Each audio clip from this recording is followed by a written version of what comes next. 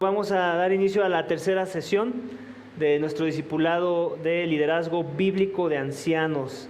Ya tuvimos dos pasadas. En la primera vimos que estábamos proponiendo una definición de liderazgo bíblico de ancianos y dijimos que más que una definición son 5 rasgos o características que queremos encontrar en un liderazgo de una iglesia para poderle llamar bíblico. Y lo primero que vimos es que el liderazgo tenía que ser pastoral. Definimos a qué nos referíamos con esta idea.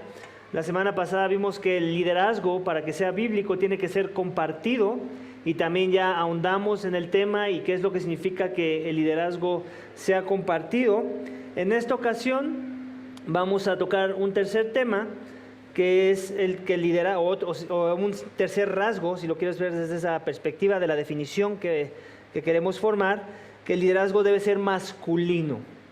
Eso debe ser debe ser, o sea, no es podría ser, no es tanto como sugerencia, es algo que se demanda si queremos que nuestro liderazgo dentro de la iglesia local sea un liderazgo bíblico.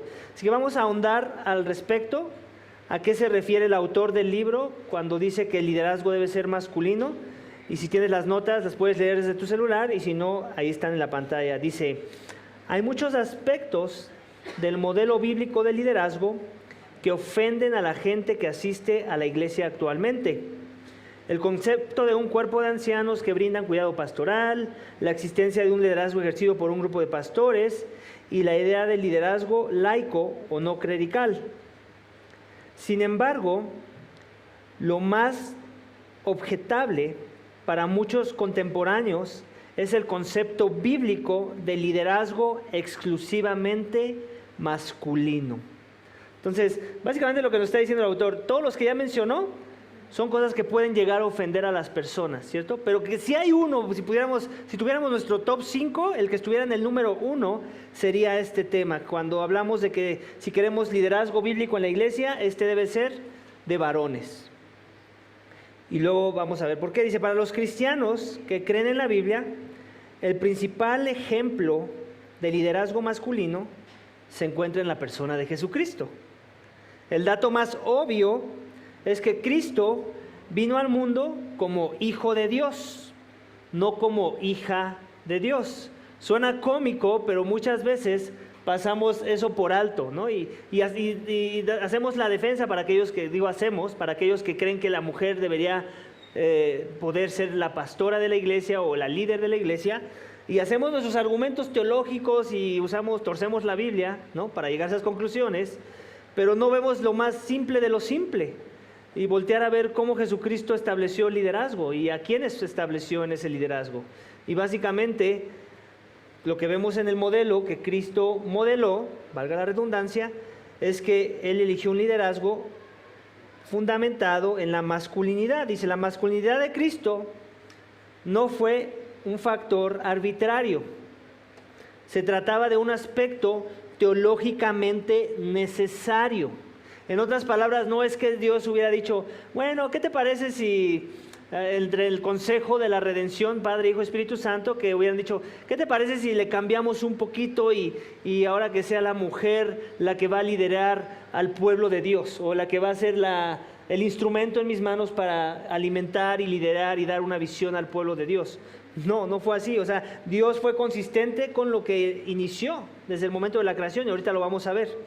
Dice: se trataba de un aspecto, esto es bien importante que no lo creamos, bueno, y que en verdad lo vivamos. Se trataba de un aspecto teológicamente necesario, absolutamente esencial para su persona y obra. Esto con respecto al liderazgo de Cristo, ¿ok? Ahorita vamos a ver cómo también con respecto al liderazgo que Él delegó a sus apóstoles. Dice: durante su ministerio terrenal, Jesús capacitó y designó a 12 hombres a quienes llamó apóstoles. Eso lo podemos ver en una cita como Lucas 6:13. Dice: la selección que hizo Jesús de un apostolado exclusivamente masculino confirmaba el orden de la creación tal como se presenta en Génesis 18:25. Lucas nos informa que antes de elegir a los 12, Jesús pasó toda la noche en oración con su padre. O sea, no nada más fue algo que se le ocurrió, que dijo, ¿qué escojo, hombre o mujer? O 12 discípulas o 12 discípulos. No, él estuvo meditando en oración y fue parte de lo que él incluyó en su proceso de selección de candidatos para el liderazgo de sus apóstoles o para asignar apóstoles. Pero podemos ver, vamos a la base. Aquí nos está dando la cita de Génesis 2, 18 al 25. Me gustaría que lo leyéramos porque es la parte, es el fundamento de todo lo demás que tengamos que decir después. Vamos a ver qué dice Génesis 18, Génesis 2, 18 al 25. Dice, entonces el Señor Dios dijo, no es bueno que el hombre esté solo, le haré una ayuda adecuada. Y el Señor Dios formó de la tierra todo animal del campo y toda ave del cielo, y los trajo al hombre para ver cómo los llamaría. Como el hombre llamó a cada ser viviente, ese fue su nombre. El hombre puso nombre a todo ganado y a las aves del cielo, a todo animal del campo, pero para Adán no se encontró ayuda que fuera adecuada para él. Entonces el Señor Dios hizo caer en sueño profundo sobre el hombre, y éste se durmió, y Dios tomó a una de sus costillas y cerró la carne en ese lugar. De la costilla que el Señor Dios había tomado del hombre, formó una mujer y la trajo al hombre, y el hombre dijo, esta es ahora hueso de mis huesos y carne de mi carne, ella será llamada mujer. Por tanto, el hombre dejará a su padre y madre y se unirá a su mujer y serán una sola carne. Ambos estaban desnudos, el hombre y su mujer, pero no se avergonzaban. ¿Okay? Entonces, aquí estamos viendo, sigamos la lógica del orden de la creación. Dios creó al hombre, primero, no porque fuera más importante que la mujer. Ese fue el proceso que a él le plació seguir. ¿Okay? Del hombre saca a la mujer. ¿Okay? Es un lenguaje visual en el que nos está dejando ver ya algo de entrada, nada más en el lenguaje visual, que es que la mujer de alguna forma se somete a la autoridad del hombre. O sea, él fue el objeto que Dios quiso usar para dar a luz a la mujer. Después sabemos que se revierten las cosas y después es la mujer la que es usada para dar a luz tanto niños como niñas. Pero el fundamento aún prevalece. Dios creó primero un hombre, a él fue el que lo puso como autoridad sobre el hogar. ¿Cómo podemos ver eso en el lenguaje de lo que acabamos de leer? Que obviamente los animales no son parte del hogar de Adán, era parte de lo que él tenía que someter a su señorío, ¿no? Y por eso, ¿cómo es que dices, ahí no vemos nada de sometimiento? Claro, cuando yo le pongo un nombre a uno de mis hijos, yo no le pregunté si él quería llamarse Josué o Saraí o Naomi. El hecho de que yo le esté dando el nombre ya viene implícito autoridad sobre su persona. Y lo mismo vemos aquí con Adán sobre la creación misma. Él está nombrando a los animales. Después, Eva obviamente no es un animal. Ella fue creada a la imagen y semejanza de Dios como Adán y Eva, pero también le da un nombre. ¿Te das cuenta quién fue el que le puso el nombre a Eva? ¿Quién fue? Adán. Y sigue siendo la misma idea. ¿No? Adán va a ser la autoridad en la tierra sobre esa mujer. Así es como Dios lo propuso y por eso es que Dios le está delegando esa autoridad y le está dando autoridad a Adán para que él pueda hacer eso, para que él pueda nombrar a su ayuda idónea. ¿Te das cuenta que Dios los pone en conjunto? A ninguno lo exalta más que al otro, simplemente está haciendo un orden de cómo él quiere que funcionen las cosas. Y es así como lo tenemos que entender. Tenemos que entender eso. ¿Y por qué es importante que entendamos eso? Porque ahora que hablamos de la iglesia y de un liderazgo meramente masculino, lo tenemos que ver a ese mismo nivel. No es que porque solo los hombres pueden ser ancianos o líderes de la iglesia, o pastores de la iglesia, significa que son más que las mujeres. No va por ahí. No va por ahí. Ya lo hemos enseñado antes. Sería como decir que el padre es más importante que el hijo, porque el hijo se vino a humillar y vino a poner su actitud de siervo delante de nosotros y sacrificarse y pues puesto a muerte de cruz. Él mismo dice que el padre y él uno son, ¿cierto? Pero después él habla también del aspecto donde él no está en toda la gloria que el padre ahorita está. Y por eso es que habla de esta idea de que pareciera que hay una jerarquía, pero no la hay. Tiene que ver con el hecho de dónde está el Padre ahorita exaltado y Cristo no está siendo exaltado. Es esa misma figura. Pero bueno, no los quiero revolver más. La idea es esa, que el fundamento es el origen. Y así como fue en el origen, continúa siendo, Dios sigue ese patrón de donde Él va a modelar el liderazgo también con su iglesia. ¿La iglesia quién es? Alguien que nace por medio de ¿qué? Del evangelio mismo. El evangelio fue el que hizo que naciera esa iglesia. Adivina cuál va a ser el orden que Dios va a proponer para que esa iglesia sea administrada. El mismo orden con el que Él inició la primera creación, por decirlo así, o antes de que viniera la caída. ¿Hasta aquí tiene alguien alguna duda? No. Quiero hacer un voto de honestidad. Vamos a hacer esto. Así, mujeres, sinceramente, así bien honestas. Somos una iglesia transparente, vulnerable. Es decir, no vas a ser juzgada. ¿A cuántas de ustedes les emociona escuchar que Dios no las está llamando para el liderazgo de pastoreo de las almas? Ok, qué padre. ¿A cuántas les incomoda un poquito la idea de que Dios no les haya designado ese rol? A ninguna. Qué bueno, qué bueno. Y digo, honestamente te lo digo de corazón, si yo fuera mujer, la verdad es que tal vez sí me incomodaría un poquito, te soy honesto, en mi pecado, no porque esté bien que me incomode, en mi pecado, te soy honesto, tal vez me incomodaría un poquito saber que Dios no me está llamando a un rol que Él llama que es honorable, por ejemplo, ¿no? Y sobre todo los que predican la palabra dicen que lo consideres de doble honor. Yo pensaría, si fuera mujer, diría, pues yo me gustaría ser considerada de doble honor.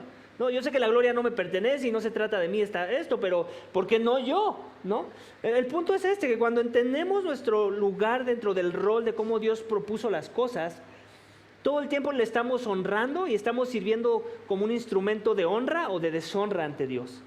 Cuando yo encuentro mi lugar en cómo Él propuso que sí yo pudiera tener mi influencia dentro de cualquier contexto, ya sea de la iglesia o fuera de la iglesia, eso le honra a Dios. Entonces lo tenemos que ver más desde esa perspectiva, ¿no? Cuando algo es de doble honor, es que eso le honra a Dios. El que esa persona ocupe ese rol es honroso para Dios primeramente, ¿no? Y de la misma forma como mujer. A Él le honra que tú tengas contentamiento y digas, gracias Dios de que me cuidaste de este ministerio. Y cuando digo me cuidaste no lo digo de broma, lo digo en serio. Dios las está guardando de cosas duras en el ministerio, de cosas que a mí no me gustaría que recibiera ciertas palabras que yo he recibido, mi esposa, o que fuera tratada de formas que yo he sido tratado, mi esposa. No, yo quiero que ella sea guardada de ese tipo de cosas. ¿Y cómo va a suceder? Que ella no tome un rol para el cual Dios no la equipó y no la llamó y del cual Dios no tiene una expectativa sobre ella. Para mí eso es amor de Dios. Que Dios trate a la mujer como vaso frágil y a que a nosotros nos toquen los catorrazos. Está bien, no importa. Él nos diseñó para eso, para aguantar. Obviamente a veces no aguantamos, somos débiles, pero igual Él es el que da la fortaleza en el proceso, ¿no? Pero sí se entiende la idea de la lógica de todo esto, y no nada más la lógica, el fundamento bíblico, que es lo más importante, ¿no? La lógica no es mala cuando la apoyamos en el fundamento. Cuando es mala es cuando la queremos usar sin el fundamento bíblico, ¿ok? Bueno, si no hay preguntas vamos a seguir avanzando. Dice, la selección de 12 apóstoles varones por parte de Jesús estaba fundamentada los principios y la dirección divinos, no en las costumbres o tradiciones locales. Ok, está mal escrito. Dice que la selección de los 12 estaba fundamentada ¿en qué? En principios y dirección divinas, no en las costumbres o tradiciones del judaísmo, ¿ok? Porque muchos podemos llegar a pensar, bueno, es que obviamente Jesús se sometió al contexto de su cultura, en donde el hombre era el líder, el hombre era el que era tomado en cuenta, ¿no? Y la mujer no se tomaba en cuenta. No va por ahí, no va por ahí. Jesucristo quiso honrar muchos aspectos de la cultura que eran buenos, pero no aquellos que eran mundanos. Vamos, en este contexto no fue la cultura el factor dominante para que Él decidiera que fueran hombres los que iba a poner como sus apóstoles. Tuvo que ver con lo que ya vimos aquí, la dirección y principios de la palabra misma, lo que vemos y que acabamos de leer en Génesis, por ejemplo. Dice, como hemos visto, los 12 siguieron el ejemplo del Señor, de su Señor y Maestro, al designar 7 hombres. No 7 hombres y mujeres, cuando fue necesario nombrar un grupo de personas para cuidar a las viudas de la iglesia y la administración del dinero. Lo podemos ver en Hechos 6, ¿recuerdas el pasaje en donde vienen y se quejan con los apóstoles de que no se está haciendo una repartición justa entre las viudas de los gentiles con la de los judíos, y está este debate? Entonces los apóstoles, ¿qué es lo que hacen? Les dicen, convoquen a un grupo de 7 varones que estén llenos del Espíritu, bla, que buen testimonio, bla, bla, bla. Entonces, otra vez, la idea del liderazgo, aún a ese nivel, es con respecto a los varones, ¿ok? Ellos piden varones. ¿Por qué? Porque siguen el modelo que Cristo les enseñó. Dice, 30 años después de la ascensión de Cristo al cielo, Pedro escribió a las iglesias del noreste de Asia Menor y exhortó a las hermanas creyentes a someterse a sus esposos tal como las mujeres piadosas del Antiguo Testamento lo habían hecho. Dice, bueno, vamos a leer el pasaje y ahorita continuamos leyendo, primera de Pedro 3:5, que dice, porque así también se adornaban en otro tiempo las santas mujeres que esperaban en Dios, estando sujetas a sus maridos. ¿Ok? Entonces aquí, cuando dice sujetas, no es que como luego decimos, la broma que luego usa mi suegra de que hagan sus jetas, dice por ahí, ¿no? No va por ahí, no en ese sentido de estar renuentes a estar bajo el liderazgo del marido, sino sujetas en el buen sentido de la palabra, en donde van a estar sometidas ¿a qué? A su liderazgo, ¿ok? A su guianza, a la forma en la que él va a administrar el hogar. Ese es el tipo de exhortación que Pablo está haciendo. Dice, el modelo bíblico del liderazgo masculino se mantuvo a lo largo de la época del Nuevo Testamento, al considerar la relación del matrimonio. Pablo definió con precisión el orden divino de la relación entre esposo y esposa. En total, coincidían con las instrucciones de Pedro sobre la sumisión de la esposa a sus maridos. Pablo enseñaba que el esposo ha recibido poder y tiene la responsabilidad de ser el líder en la relación matrimonial.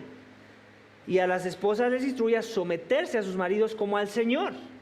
Los siguientes pasajes hablan por sí mismos. Vamos a ver los pasajes. Efesios 5, 22 al 24. Las mujeres estén sometidas a sus propios maridos como al Señor, porque el marido es cabeza de la mujer, así como Cristo es cabeza de la iglesia, siendo él mismo el Salvador del cuerpo. Pero así como la iglesia está sujeta a Cristo, también las mujeres deben estarlo a sus maridos en todo. Colosenses 3:18, mujeres estén sujetas a sus maridos, como conviene al Señor. Tito 2, 1, 4 y 5, pero en cuanto a ti, enseña lo que está de acuerdo a la sana doctrina. Entonces eso habla del señorío, ¿no? La enseñanza. Y luego en el 4 dice, para que puedan instruir a las jóvenes a que amen a sus maridos y amen a sus hijos. Y luego dice, a que sean prudentes, puras, hacendosas en el hogar, amables, sujetas a sus maridos, para que la palabra de Dios no sea blasfemada. Entonces ahí estamos viendo otra vez el patrón de no nada más Jesucristo, no nada más lo que vemos en el Antiguo Testamento, a unos apóstoles en la instrucción que están dando a las iglesias de sus días. Ellos están usando este lenguaje de la sujeción y de cómo es que debe lucir si queremos que esta sea bíblica. Y la exhortación que está haciendo a la mujer es que se sujete a sus maridos. ¿Como quién? Como al Señor también. En otras palabras, no está separando una de la otra. Sabemos que ¿quién es nuestro primer Señor sino Jesucristo? Nuestros maridos son nuestro compañero, ¿ok? A quien nos sujetamos no es nuestro Señor, lo tenemos que aclarar. ¿Por qué? Porque a veces hay ideas torcidas de lo que significa la sujeción al marido. Y me imagino que alguna vez has escuchado esa ocasión donde la mujer quiere ir a la iglesia y el esposo le dice que no, y entonces me sujeto a mi marido porque la palabra dice no. Ahí no lo estás haciendo como al Señor. Por eso los versículos hablan de ese lenguaje. Sujétense a sus maridos como conviene al Señor. ¿Cómo le conviene al Señor que una mujer se sujete? Que primeramente se sujete a Él, y después todo lo que se alinee con lo que le pida a su marido en sujeción, también lo haga con respecto a lo que el Señor quiere para su vida, ¿no? Pero si por ejemplo mi esposo me dice no te congregues, yo tengo que desobedecer a mi esposo. ¿Por qué? Porque el Señor me dice que me sujete a una ordenanza que dice que no te dejes de congregar. Tan simple como eso, o sea, es bien, bien simple. Entonces, todo el tiempo que mi marido esté de acuerdo con Jesús, yo me someto a mi marido. Todo el tiempo que mi marido no esté de acuerdo, y más que no esté de acuerdo, eso que está él en desacuerdo me lleve a pecar, ¿ok? A eso lo desecho, así de entrada. Me cueste lo que me cueste el matrimonio mismo, lo tenemos que aclarar. ¿Ok? Entonces, estoy dando un ejemplo, ¿no? de cómo luce esta idea de la sujeción. Primeramente como para el Señor, ¿ok? Y esa sujeción tiene que estar teniendo sentido con la sujeción que yo tengo hacia mi marido. Si no hace sentido, estoy entendiendo mal los principios de la palabra misma. ¿Tiene alguien alguna pregunta hasta aquí? ¿Dónde vamos? ¿No? ¿Todo muy claro? Muy bien.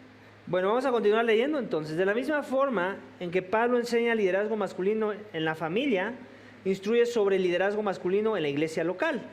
Y lo vemos en 1 Timoteo 2, del 8 al 3:7. Bueno, básicamente es instrucción que da para la iglesia de cómo vivir como una iglesia digna del Evangelio. Dice, puesto que la familia es la unidad social básica y el hombre es la autoridad establecida para la familia.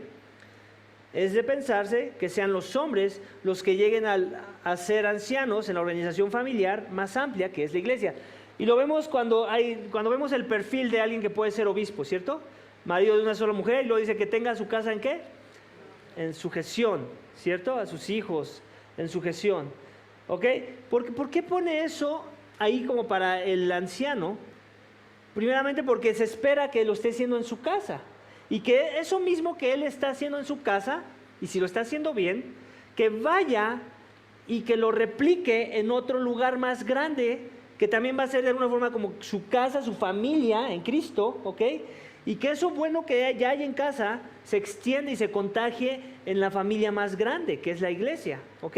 Pues por eso es que queremos que todo el que sea llamado, primeramente tenga su familia en sujeción, esté siendo un buen mayordomo de los recursos que Dios les ha dado, esté siendo un buen líder de ese hogar, para que todo lo que veamos en esa familia Él lo replique acá. No queremos que se repliquen cosas que no van a ser sanas para la iglesia de Cristo. Queremos que se replique todo lo que se alinea a la palabra de Dios y que va a ser de bendición para la iglesia de Cristo. Entonces, por eso la importancia de la familia. Entonces, el argumento aquí es si el líder del hogar es el hombre, ¿qué nos hace pensar? Y Dios pone a la familia como un parámetro a medir para calificar a un hombre y que lidere la iglesia o que pastoree la iglesia. ¿Qué nos hace pensar que para el liderazgo de la iglesia no también va a ser un hombre el que tenga que liderar al rebaño o que tenga que pastorear sobre el rebaño? No tiene sentido, ¿cierto? Otra vez, guardemos la consistencia de cómo Dios viene haciendo las cosas, los patrones que Él nos va mostrando, se tienen que seguir aplicando conforme vamos avanzando o extendiendo el nivel de influencia de un hombre, ¿no? Si la influencia en su casa, él era el líder o él es llamado a ser el líder, la influencia en la iglesia también va a ser llamado un hombre a ser el líder. Otra vez, aquí no quita la idea de que no puede haber mujeres en posición de liderazgo, sí quiero aclarar esto. Hay muchos otros roles de liderazgo que una mujer puede jugar, pero nunca debería ser el del pastoreo de las almas. Eso es lo que donde tenemos que hacer la distinción. El pastoreo de las almas es exclusivamente masculino. Entonces seguimos leyendo, dice, un aspecto importante en la organización social de la iglesia se refiere a la conducta de las mujeres en la congregación. En la iglesia de Éfeso, como resultado de falsas enseñanzas que al parecer cuestionaban la validez de los roles tradicionales de cada género, las mujeres cristianas estaban actuando de manera contraria a la conducta cristiana aceptable. Entonces tenemos que ver cuál era el contexto de la iglesia de Éfesos para que no tomemos como una agresión la ordenanza de Pablo en donde dice que las mujeres les prohíbe enseñar, ¿no? ¿Por qué? Porque seguramente en el contexto de esa iglesia las mujeres estaban queriendo de alguna forma influenciar la iglesia de tal forma que se estaban rompiendo los esquemas tradicionales de cómo es que la iglesia se tenía que administrar, ¿ok? Esa es la inferencia que tenemos que hacer del texto y por qué Pablo es tan rotundo en la forma en la que exhorta a la iglesia. ¿Por qué? Porque él sabe que en cuanto se rompan los esquemas de las bases de lo que debemos estar buscando para que el liderazgo dentro de la iglesia se dé, la iglesia va a terminar en el abismo, va a terminar totalmente desviada de la dirección que Dios propuso en un inicio. Entonces dice, A fin de frenar la conducta inapropiada de las mujeres en la iglesia, Pablo reitera los principios cristianos sobre el comportamiento femenino. Y eso lo vemos en 1 Timoteo 2, 11 al 14. Vamos a leerlo. Dice, que la mujer aprenda calladamente, con toda obediencia. Yo no permito que la mujer enseñe ni ejerza autoridad sobre el hombre, sino que permanezca callada. Y luego nos da el fundamento teológico. ¿Te das cuenta? Se va al origen, se va al Génesis. Dice, porque Adán fue creado primero, después Eva, y Adán no fue el engañado, sino que la mujer, siendo engañada completamente, cayó en la transgresión. Ahí está.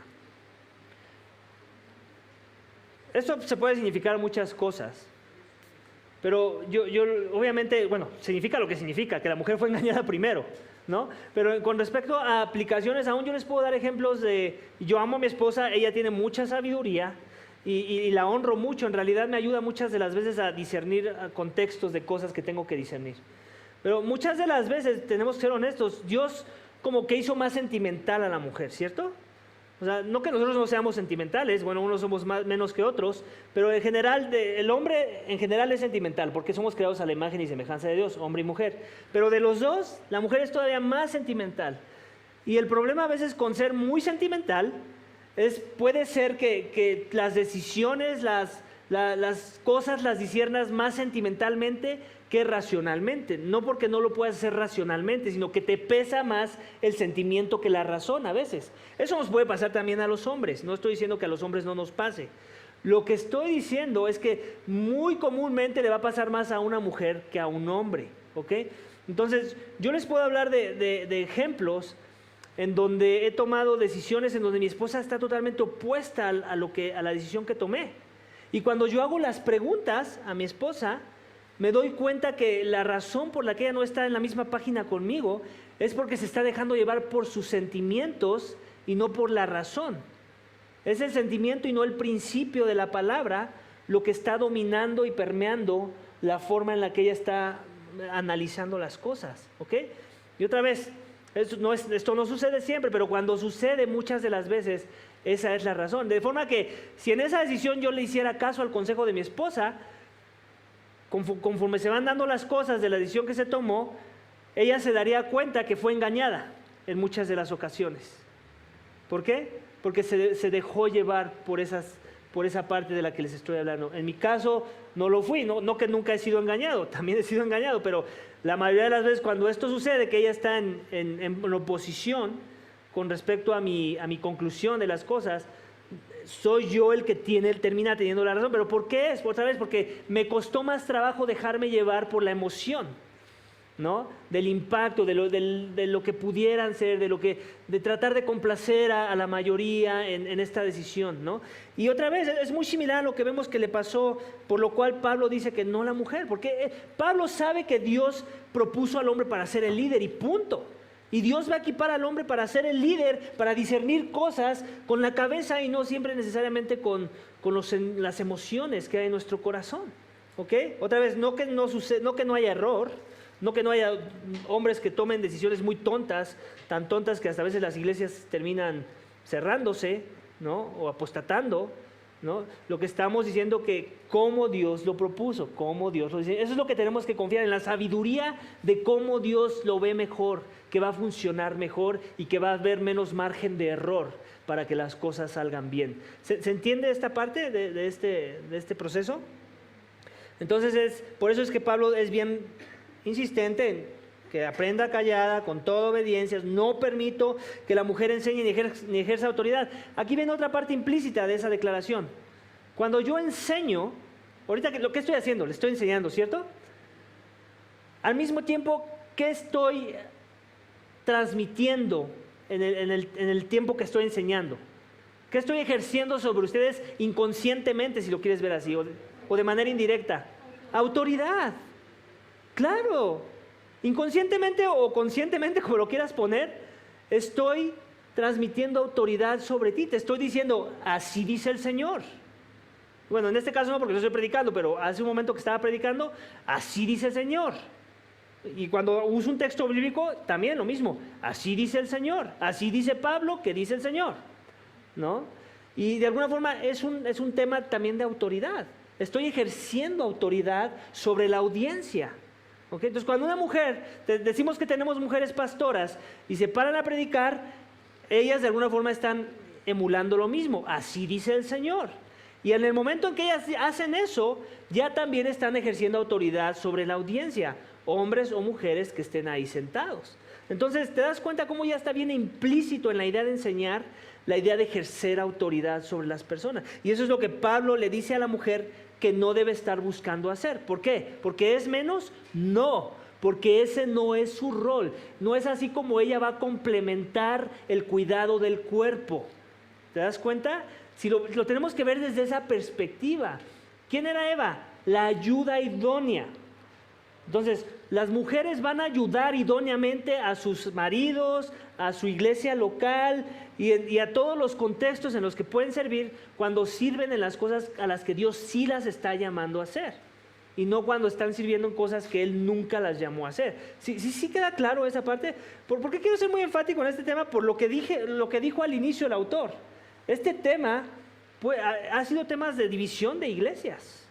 Ha sido un tema de resentimiento en los corazones de muchas mujeres y aún de hombres que no creen en el liderazgo bíblico. Yo conozco gente que son hasta misioneros y que no creen que el liderazgo es solamente de hombres. Una vez me tocó hablar con uno y yo le dije, no, es que estás mal, o sea, la Biblia no enseña lo que tú crees. Y él me decía, pues entonces, ¿qué? O sea, si creo eso, pues si crees o sea, para mí revela inmadurez, porque me decía, ¿qué crees de una persona que cree eso? Yo te soy honesto, para mí revela inmadurez. O sea, si es creyente, revela inmadurez espiritual. Y obviamente ese puede ser también una de las razones por las que puedes llegar a la conclusión que la persona no es creyente, cuando se une esa con muchas otras doctrinas que no son bíblicas, ¿no? Pero bueno, en el mejor de los casos hay inmadurez espiritual en la vida de esa persona. ¿Por qué? Porque no quiere ver lo más simple, aún lo más lógico de cómo Jesucristo estableció el liderazgo dentro de la primera iglesia que Él fundó, que fue la de sus apóstoles.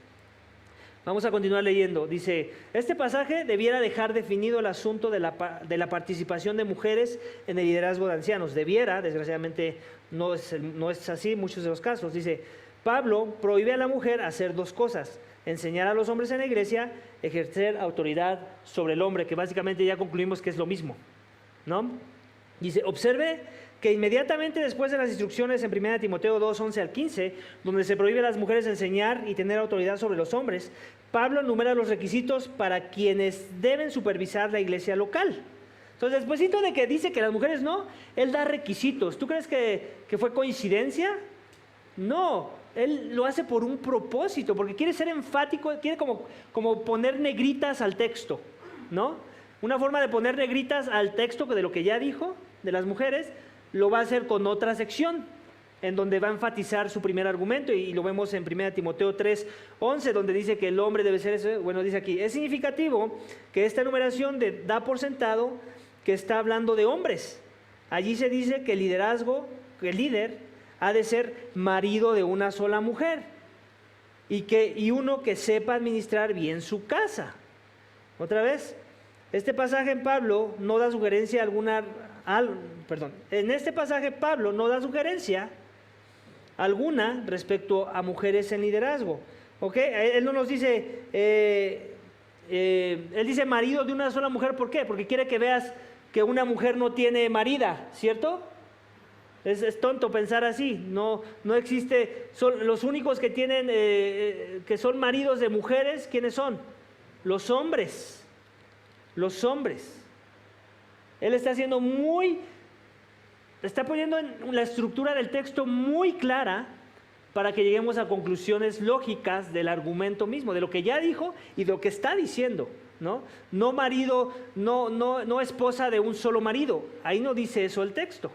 Otra vez, quiere ser muy enfático y reafirmar su primer argumento. ¿Sí queda claro esa parte? Una mujer no puede tener una mujer. No, eso sería pecado, ¿cierto? Eso sería inmoralidad sexual. Obviamente él no está animando a la inmoralidad sexual, pero precisamente el argumento, la estructura de su argumento la pone de tal forma que no lleguemos a otras conclusiones, sino las conclusiones a las que nos tiene que llevar el argumento mismo. ¿Sí queda claro? Entonces, básicamente, con esto termina esta sección o este rasgo que debemos estar buscando, que el liderazgo sea masculino. Y hay más cosas que podríamos decir con el tema, pero a veces no necesitamos más que un versículo bíblico nos diga algo para que creamos que esa es la verdad, ¿no? Porque muchas veces me ha pasado que hay personas que no quieren creer algo que es bíblico, y como solo hay un versículo claro, así muy directo, ¿no? Porque la mayoría de las veces hay más, pero hay que buscarlo, hay que interpretarlo correctamente. Pero como solo hay un versículo que habla muy directamente en contra de su doctrina errónea de la persona, entonces lo desechan porque pues nada más es uno, ¿no? Dame más. ¿Cuántos argumentos hay que dar de la palabra de Dios para que contradecir algo que está mal, sino uno? ¿Acaso no tiene igual de peso un versículo que 100 versículos que digan lo mismo? Claro que sí, ¿no? El punto no es tanto el argumento, es la persona quien te lo dice. Y si la persona que dijo algo fue Dios, yo me someto a ese algo. Así lo he dicho una sola vez. ¿Amén? ¿Sí se entiende mi argumento? Pues hemos acabado esta sección del discipulado, pero abramos tiempo a preguntas. ¿Alguien tiene alguna pregunta? ¿Algo que no haya quedado claro? ¿Algo que yo tenga que aclarar? Sí. Más que aclarar, pastor, yo creo que aquí entra mucho la parte donde vimos en la predicación, la necedad. Así es. Yo creo que la necedad es la parte de lo que hace que muchos líderes o presuntos líderes de iglesias se desvíen del camino original. Así es. Porque es muy claro lo que Dios establece desde Génesis, pero es como vemos ahora en la participación de lo que ya son ahora las iglesias lésbico-gay. Que se fundamentan en que porque Dios es amor, nos acepta como son. Claro. Entonces, es buscarle recovecos a lo que no tiene, y es muy Claro. claro lo que nos está explicando, ¿no? Claro. Con un solo versículo que diga las cosas es suficiente, no necesitaríamos tener tantas. Sí, claro. No, El hombre siempre va a buscar esa parte. Y hablando del hombre, en cuestión bíblica, pues se establece así el varón porque el contexto hebreo incluía también a la mujer. claro. Claro, sí, o sea, gracias. Básicamente es un tema muy controversial porque hemos permitido que la cultura también permee la forma en la que la iglesia tiene que pensar, ¿cierto? Entonces, como la cultura maltrata a los hombres, a los niños, a las mujeres, a todos los maltrata, no nada más a la mujer, ¿no? Pero ¿qué es lo que hace la cultura? Le da un énfasis al maltrato de la mujer, ¿cierto o no? ¿Por qué no ves marchas ahí en contra de la pedofilia, en contra del abuso, del trato de menores? ¿Por qué no ves ese tipo de marchas? También deberían de existir entonces, digo, para mantener una consistencia en contra del abuso del género humano como tal, de los humanos, ¿no? Pero como se da un énfasis a algo como la mujer, que son preciadas y son importantes para Dios, no menos importantes que los hombres, pero las quieren hacer lo más importante. ¿Y qué es cuando hacemos algo más importante que Dios? Es idolatría, ¿cierto? Entonces, esa idolatría entra en las iglesias y ahora el mundo nos pide que nos sometamos a esa idolatría. Que veamos a la mujer como lo más importante, lo de más valor, ¿ok? Y cuando hacemos eso, caemos en el error de menospreciar todo lo demás que es importante para Dios. Y de manera inconsciente a veces, no estoy diciendo que sea consciente, no que si eres a favor del movimiento feminista ahora odias a los niños, no funciona así. Es sutil, todo es sutil, ¿no? Cuando exaltas mucho algo, ¿ok? Terminas menospreciando lo demás. Y por eso es que terminamos cometiendo esos errores, ¿no? No, pues para que la mujer no se sienta oprimida, dejémosla ser pastora. No, la estás oprimiendo de hecho al hacerla pastora, ¿sabías? ¿No entiendes los problemas ante los cuales se va a enfrentar si es que ella es fiel en la predicación de la palabra y en sostenerse en las convicciones sanas y bíblicas? ¿No sabes el maltrato que va a recibir de muchos falsos hermanos y falsos maestros? ¿No amas a la mujer? Yo lo pondría en esas palabras. ¿Qué pasó? ¿Alguien iba a hacer una pregunta? Entonces las iglesias cristianas que aprueban o quieren incluso como líder una pastora, ¿quiere decir que no tienen una doctrina sana? Pues empezando por ahí, la pregunta es si las iglesias cristianas o que dicen ser cristianas que tienen en su liderazgo pastoras o mujeres en el liderazgo no son sanas. Pues según lo que acabamos de aprender, ¿ustedes qué dirían? No les quiero dar yo la respuesta. Que no. O sea, según lo que acabamos de aprender hoy, o sea, olvídense de mi opinión. Mi opinión aquí es lo que menos importa. Lo que importa es lo que Dios tenga que decir con respecto a su verdad, su palabra. Entonces, una iglesia que tiene mujeres que están fungiendo como pastoras de esa congregación, no es una iglesia sana y punto. Ok, y aquí ya viene el engaño del pragmatismo, ahí les va. ¿Cuál es el engaño del pragmatismo? Pero yo he visto cómo gente viene a Cristo a la luz de la predicación, y yo he visto cómo son grandes expositoras, más que muchos que no saben articular palabras. Tal vez eso sea verdad. Yo no dudo de la capacidad de que una mujer haga una mejor exposición del texto que la que yo hago o cualquier otro hombre pueda hacer. Ese no es el meollo del problema, eso no es lo que hay que argumentar. El argumento no es ese, ni el análisis tiene que venir por ahí. El análisis tiene que venir, ¿qué dice Dios con respecto al rol de la mujer dentro del contexto de la iglesia local? ¿Lo quiero obedecer sí o no? Sin importar que tengo argumentos a favor de los dones de una mujer que se parecen a los de alguien que es llamado al pastorado, por ejemplo. Dios nunca dijo, al que predique súper bien, ese ponlo a predicar. No, él puso un perfil que debemos estar buscando en la predicación de una persona, ¿cierto? Lo mismo con respecto al sexo que va a ocupar ese cargo. Y Dios dijo, no una mujer, un hombre. ¿Cómo no lo dijo? En su palabra. ¿Cómo también no lo dijo? En su ejemplo. Con cómo Jesús hizo las cosas, cómo los apóstoles también continuaron y modelaron ese mismo ejemplo. Entonces, sí ayuda a entender eso. No es sana, que Dios la use, tal vez, es a pesar del hombre. Siempre lo tenemos que ver así. No es por el hombre, no es porque estén bien, es a pesar del hombre, a pesar de que están mal. Dios pueda usar a las mujeres, porque acuérdense que la palabra no la podemos hacer cautiva por nuestras malas prácticas o malas doctrinas y malas aplicaciones de la doctrina. La palabra sigue siendo viva. Y cuando habla un testigo de Jehová y diga que de tal manera amó Dios al mundo que amó a su Hijo unigénito, y si eso Dios lo ocupa para querer salvar a un monito ahí en sus congregaciones, hey, ¿quién dice que porque vino de la boca de un testigo de Jehová esa palabra no va a ser viva y eficaz en el corazón de una persona? Obviamente, si esa persona se convierte, eventualmente va a salir corriendo de ahí, porque se va a dar cuenta por medio del poder del Espíritu Santo que lo que le enseñan ahí no es bíblico, la mayoría de las cosas que dicen ahí. Sí ayuda a que lo entendamos así. ¿Alguna otra pregunta, duda, comentario?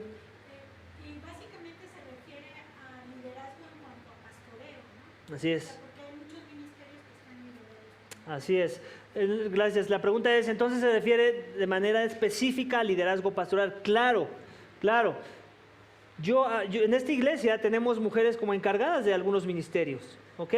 El ministerio de niños está encargado por una mujer, el ministerio de bienvenida está encargado por una mujer, el ministerio de mujeres está encargado por una mujer, ¿ok?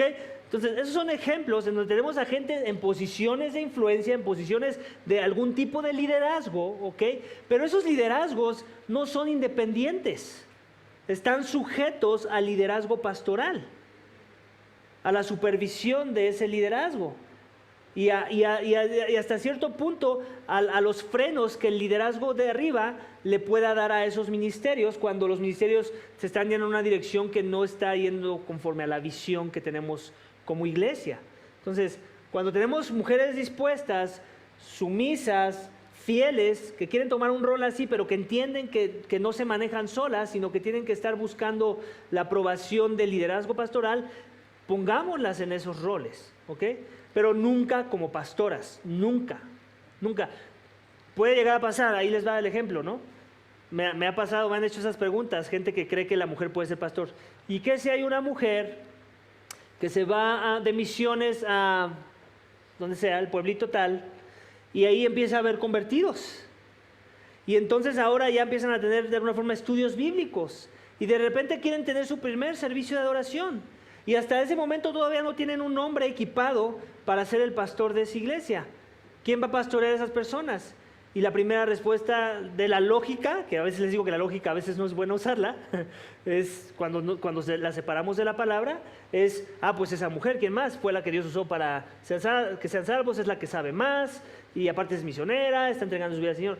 La respuesta es no.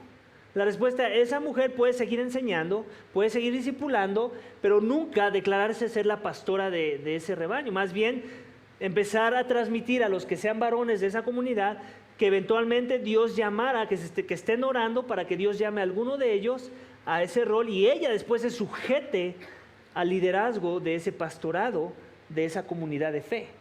Eso es el orden correcto de lo que una mujer, en ese contexto que les estoy platicando, debería estar buscando hacer. O en el otro de los casos, lo que vemos en el libro de Hechos, cuando alguien no se siente capaz de la enseñanza, ¿a quién llama? A un apóstol, llamó a un pastor, a Pablo. ¿Recuerdan ese pasaje? Creo que es Bernabé, si no mal recuerdo. Alguno de los diáconos que se escogieron llamó a Pablo para que, ¿a quién? Apolos, creo. Apolos, ¿no? Lo llamó para que fuera y enseñara, porque obviamente lo que hay que inferir en el texto es que él no se sentía con toda la capacidad de llevar esa carga, pero él sabía de alguien que sí. Entonces, esta mujer, en el ejemplo que les di, debería estar buscando hacer eso, acercarse a una iglesia local y ver si tienen preparado ya un líder para la obra. Y otra vez, ahí ya viene la parte de la filosofía de hacer misiones.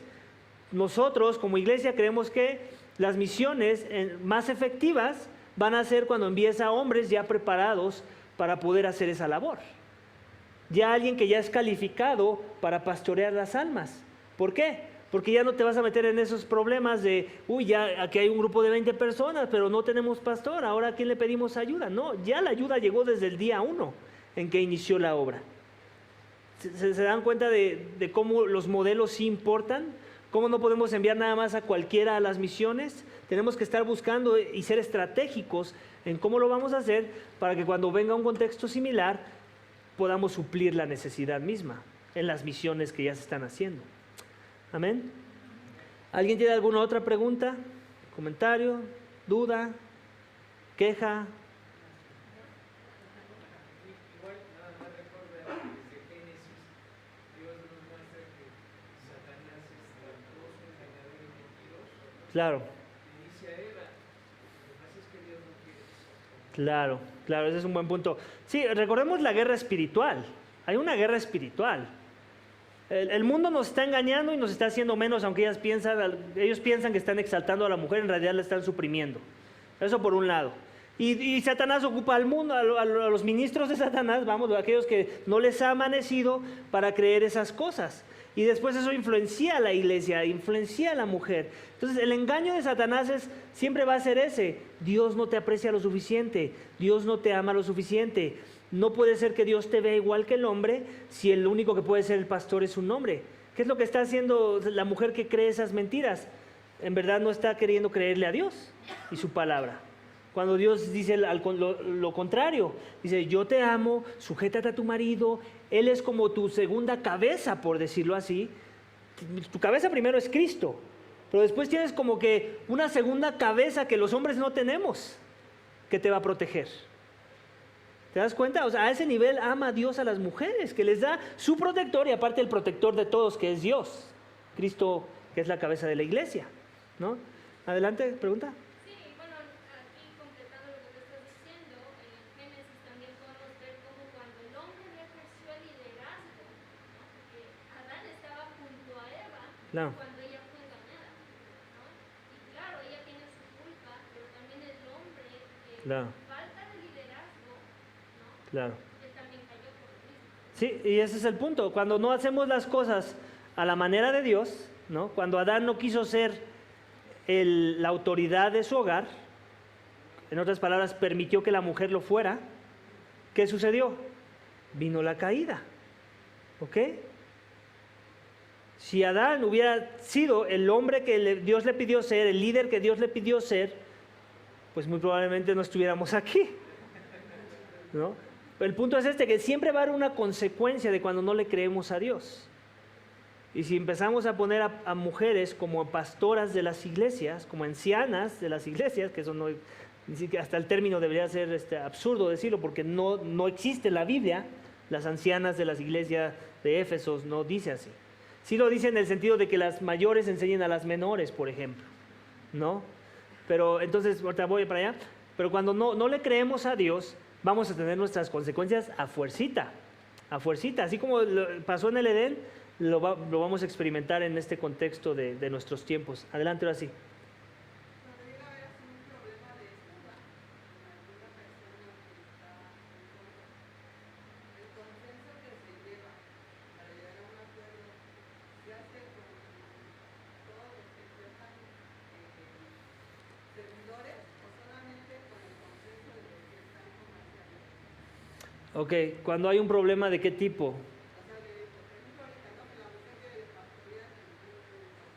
O sea, si una mujer me dijera ahorita que quiere pastorear, ¿qué consenso, a qué consenso te refieres?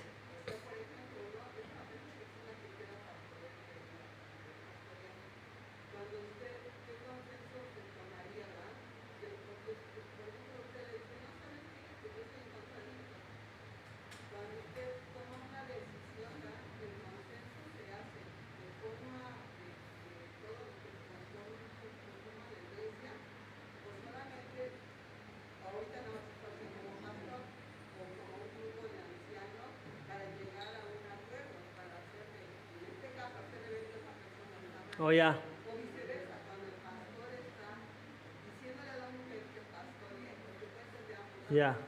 Bueno, cada iglesia tiene sus formas de cómo llegan a tomar decisiones, ¿no? En nuestro caso ni siquiera sería algo que pondríamos en consenso. O sea, si una mujer dice, quiero ser pastor, yo le diría, mira, léete este libro y léete estos pasajes, después vienes y me dices cómo te habló Dios. O sea, le daría el beneficio de la duda que no sabe, que a veces pecamos o tenemos pensamientos ignorantes, porque en realidad ignoramos que hay una verdad que me limpia de esos pensamientos, ¿no? Entonces yo le daría el beneficio de la duda y le diría, mira, léete esto, porque si es algo en lo que lo más seguro es que no vamos a estar de acuerdo, pero me gustaría que fueras convencida, no por mi decisión propia, ¿no? Sino que veas que está fundamentado en algo que yo creo, que tiene que ver ya con mi fe. Entonces, poner en consenso que la idea de que una mujer quiera ser pastor, ni siquiera lo abriría no lo hablaría en esos términos. Simplemente se confrontaría uno a uno a la persona con la esperanza de que esa confrontación en amor la llevara a un mejor entendimiento en donde ahora ella ya es parte de los que creemos las cosas que son verdad, que deberían de ser, ¿no?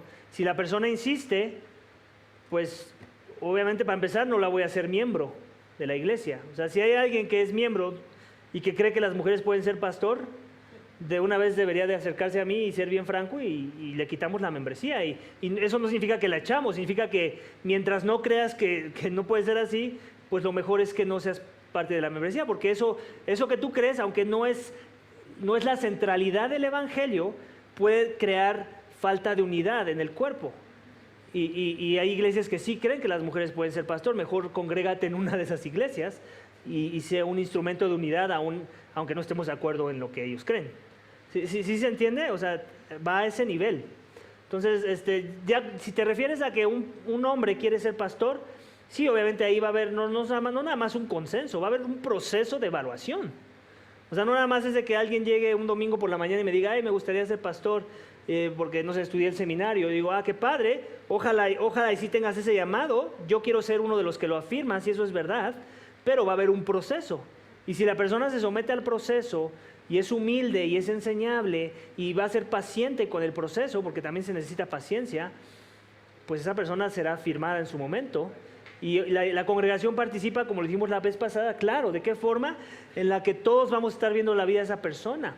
Ya les dije en la última sesión, les voy a explicar cuál va a ser ese proceso que nosotros vamos a llevar y cómo es que ustedes van a jugar parte de ese proceso. No son los que van a tomar la última palabra, la última decisión, pero sí los que van a pesar mucho sus perspectivas para que esa decisión se lleve a cabo. ¿Okay? Porque como se los dije antes, la gente me da una cara a mí a veces, pero la cara que me da a mí no es nada parecida a la que le da a algunos otros que son también parte del cuerpo, y a mí me está engañando, pero a ustedes no, la persona, ¿no? Entonces eso es lo que hay que también evaluar a veces, ¿no? Cómo los demás ven a la persona y si lo ven como su pastor. Y si no lo ven, que digan por qué. Y si el argumento es pues que no es calificado. Gracias Dios porque le dejaste ver a fulanito, a sultanita, el carácter verdadero de este que quiere ser pastor, ¿no? Sí ayuda a verlo desde esa perspectiva. Pero lo que yo le quería decir, sí, el de la mujer sí quedó claro, ¿no? Mm. Pero cuando es al revés, Ajá, cuando el pastor, ajá. ¿verdad? Ah, cuando el pastor es el que quiere que las mujeres sean pastoras. Bueno, para empezar, para mí ese pastor ya puso en duda, ya puso en tela de juicio que en verdad fue llamado al pastoreo. Puedo pensar que hay casos en donde está siendo tentado a caer en ese error, y la esperanza es que cuando venga otro hermano o los mismos miembros de la congregación y lo exhorten en amor a arrepentirse de esa enseñanza que la quiere llevar a la práctica, pues la persona se arrepienta.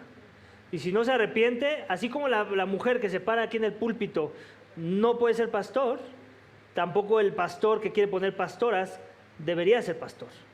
Porque es básicamente lo mismo, una cosa te va a llevar a la otra. En el momento en que él cumpla su cometido e instale a otras mujeres como sus copastoras o ancianas dentro de la pluralidad, pues está cayendo en exactamente lo mismo, ¿no? Está apoyando el principio, vamos, ¿no? Y el principio no va a ser sano para el buen pastoreo de las almas al final del día. O sea, va a terminar en problemas, en caos, ¿no? Otra vez, el problema aquí de que haya mujeres pastoras y que a veces hagan un muy buen trabajo en la administración de la iglesia es porque ya se comprometieron no nada más esa doctrina, ya se comprometieron un buen de otras doctrinas que son hasta más relevantes que esa, y por eso es que la gente las tiene ahí. Y también tenemos que decir esto, muchos de los que las siguen, pues ni cristianos son. La verdad es esa. Muchos de los que la siguen ni cristianos son. Por eso es que también no entienden estas cosas y están cómodos con la idea de tener una mujer pastora, ¿no? Así es como funciona. O sea, tenemos que decir las cosas como son. No podemos andarnos ahí con rodeos en este tema, ¿ok? Porque si no se dicen las cosas como son, por eso es que también a veces caemos en el error, ¿no? Comprometemos la verdad. Y una vez que comprometemos una verdad, ya hemos abierto la puerta para comprometer un sinfín de verdades que nos van a llevar a apostatar de la fe misma. Y no queremos eso. ¿Ok? Entonces, aunque no es una doctrina esencial, sí quiero aclarar. El pastorado, bueno, ¿es esencial en qué sentido? En que es para que la iglesia sea sana. No es esencial en el sentido de que el evangelio no está siendo comprometido si tenemos una mujer pastora. En el sentido de que el evangelio es lo que salva, no el que lo predique sea un hombre o una mujer. ¿Estamos de acuerdo en eso? En ese sentido es el que estoy diciendo que no es esencial, pero sí es esencial para la sana, bíblica y correcta administración del cuerpo de Cristo, que sea un hombre. ¿Se entiende mejor desde esa perspectiva? Que no contradice el evangelio, pero sí habla del evangelio en el que hemos creído, que es un falso evangelio, cuando creo que una mujer puede ser pastor. ¿Ok? No sé, ¿alguna otra pregunta, duda, comentario? Pastor, en la actualidad, pienso yo, le confieso que al inicio de la plática que estabas dando, yo tengo una hija de 23 años. Para mí es una persona muy capaz, obviamente. Claro. Y entonces, pues sí tenía mis reservas en el sentido de decir por qué una mujer no puede ser pastor. Ajá. Reservas como padre. Pero hoy día, lo que has estado comentando, es algo tan sencillo y a la vez tan complejo en la actualidad, por los medios de comunicación. Así es. Por muchas otras cosas que, bueno, finalmente no quiero desviarme demasiado. Sí. Dentro de mi labor que desempeño, veo los avances que ha tenido la mujer, cuestiones legales, que también han sido mucho en el sentido de que el hombre están oprimidas, vamos a darles esto, vamos. Yo no estoy en contra de ello, creo que en muchos casos es muy bueno las posiciones que han tomado, a mí me parece bien y le sumo que tengo a mi hija, ¿no? Pero en ese sentido tan sencillo como lo vi ahorita y con todas mis complejidades, empecé a maquinar y a pensar, y bueno, es tan sencillo decir, sí, iglesia, y es así. No lo digo yo, lo dijo el Señor. Y la palabra sumisión de la mujer no es de que sea sumisa, sino yo lo entendí de que quieres estar conmigo, sé sumisa a mis enseñanzas. Claro. ¿No? Yo lo entendí de esa manera. Podríamos hablar seguramente toda la tarde todo el contexto social que esto abarca. Claro. Pero es algo tan sencillo como me acaba de quedar muy sencillo en el sentido de decir, es que así fue lo que se dio. O sea, Claro. no pegas en el machismo, que obviamente todo esto ha sido desvirtuado en nuestra Claro. sociedad, ¿no? Que el hombre tiene que mandar en la casa porque es el hombre. Sí, sí. Sin ningún otro sentido, sino nada más por el simple género. Claro, imposición.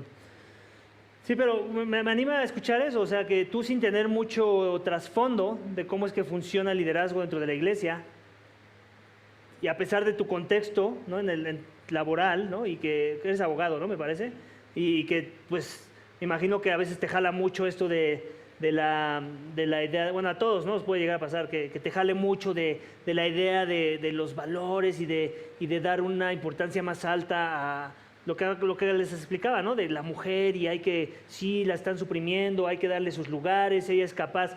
Es que la iglesia nunca está diciendo que Cristo no está diciendo que la mujer no sea capaz y que por eso no la pone ahí, para empezar. Esas ya son asunciones y conclusiones a las que el mundo llega porque el mundo quiere que analicemos las cosas desde la perspectiva del mundo. Ellos no se han preocupado tantito en ver cómo es que nosotros analizamos las cosas y por qué es que tiene sentido que la mujer no juegue ese rol, ¿no? Y mucho menos le va a llamar como algo amoroso de parte de Dios o de parte de la comunidad de fe, ¿no? Porque ellos tienen otros criterios. Y cuando empiezas a analizar cosas y argumentos a la luz como base en otros criterios que no son la Biblia, obviamente vas a llegar a un sinfín de conclusiones, ¿no? La pregunta es, ¿el cristiano a qué conclusiones debería estar buscando, querer llegar? A la palabra de Dios, lo que Dios diga. Donde Dios dice que ese es lo bueno, aunque yo no lo pueda ver todavía. Es que así es con Dios. A veces yo no puedo ver todavía cómo es que Omar, que no predica tan bien, está bien como predicador, que la hermana tal que conozco que hasta escribió un libro, por ejemplo, ¿no? ¿Cómo es que eso no va a funcionar así? Otra vez, no se trata del don, no se trata ni siquiera de como tal el predicador que está detrás ahí, es como Dios lo propuso y si le vamos a creer que esa es la mejor forma, ¿no? Esa es la parte que tenemos que entender, ¿no? Cuando Dios ya habló, nadie más habla y el que habla está hablando de más. Amén. Algo que quiero aclarar, la semana pasada alguien me trajo a la atención esto, que cuando comenté alguien me hizo la pregunta de que qué pasaba cuando un pastor de los que está dentro de la pluralidad de ancianos, pues ya no funciona como pastor, en el sentido de que yo le estaba dando el ejemplo de que todo el tiempo está en controversia, todo el tiempo está en oposición con las propuestas, y yo lo que dije fue que no, pues esa persona se le termina diciendo que ya tiene que dejar de ser pastor. Y la persona me dijo que eso a él le sonó y que le podría sonar a otros como muy autoritario, ¿no? Muy impositivo. Yo le dije, bueno, obviamente hay un proceso. No es así como que el día de mañana me reúno con los pastores y así por un periodo de 6 meses tenemos a uno donde siempre está en oposición con todo lo que proponemos y se le dice que no. Obviamente va a haber un proceso en donde, oye, pues te está costando trabajo entrar en razón con nosotros. Tú estás viendo todo negro y nosotros lo vemos gris, ¿no? O viceversa. O sea, va a haber un proceso de exhortación, de ánimo, de buscar aclaración, de sí profundizar en su perspectiva para ver si en verdad él está viendo algo que todo el mundo no está viendo, ¿no? Y que tenemos que poner cuidado. Pero ya cuando es un patrón y ya es un proceso largo en donde ya diste todos los pasos de animarlo, de exhortarlo, de tratarlo de ayudar a entrar a ser parte de esa función correctamente y en unidad, y la persona no funciona, pues obviamente ya vas a llegar a un punto decisivo en el que le vas a invitar a dejar de ser anciano. Pero otra vez, no porque se opuso o porque tuvo una opinión distinta, sino porque ya se convierte en un patrón constante. Y se los digo porque sucede. Es un constante en donde ya está en total oposición de todo lo que se proponga. Y eso obviamente, ¿qué es lo que va a provocar? Falta de unidad, que no haya acuerdos y que la iglesia se estanque, como lo vimos la vez pasada. El estancamiento es lo peor que le puede suceder a una iglesia, pero empieza dentro del liderazgo. Si el liderazgo se estanca, eso se va a permear en toda la iglesia, siempre. Así sucede. Entonces, quería aclarar eso porque, digo, fue la duda de esa persona, pero no quiero escapar que fue también muy relevante para algunos de ustedes. Y la otra que los quiero animar, que cuando yo use una ilustración, se apeguen al por qué usé esa ilustración para explicar qué, y que no le empiecen a hacer conexiones con cosas que ustedes tienen en mente, porque eso los va a desviar de lo que yo quise decir, ¿no? O sea, las ilustraciones son buenas, pero no siempre son buenas que las llevemos a otros grados para el cual no se usó la ilustración. Usémosla para lo que se usó y aprendamos de eso, de la intención del por qué se usó. Y hasta ahí, pongámosle punto a esa ilustración, olvidémonos de ella y quedémonos con la enseñanza que nos quisieron compartir. ¿Alguna otra duda, pregunta? Ya se nos acabó el tiempo, pero la última y nos vamos. ¿No? Vamos a orar. Padre, te damos gracias por este tiempo.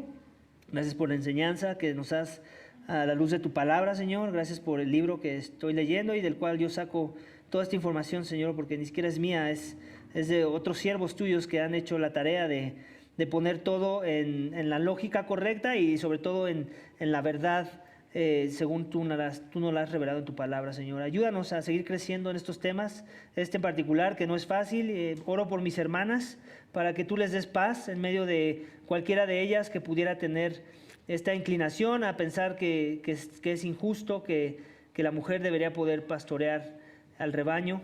Señor, ayúdalas a ver todo bíblicamente, a tener paz y contentamiento con las conclusiones a las que hay que llegar de acuerdo a tu palabra, Señor, y sobre todo que puedan ver el amor detrás de todo eso. Como ya lo dije, Señor, a mí no me gustaría ver a mi esposa pastoreando, Señor, y no porque ella no pudiera ser capaz o no tenga el discernimiento, Señor, sino porque es una labor en donde es hermosa y sí, va a haber tiempos de gozo y de alegría, pero también hay tiempos de mucha aflicción y dolor, Señor, y como hombre que soy y como hombre que amo a las mujeres, no me gustaría ver a ninguna mujer, ni de esta congregación ni de ninguna otra, sufriendo las consecuencias de pagar el costo de ser un líder de tu iglesia, Señor.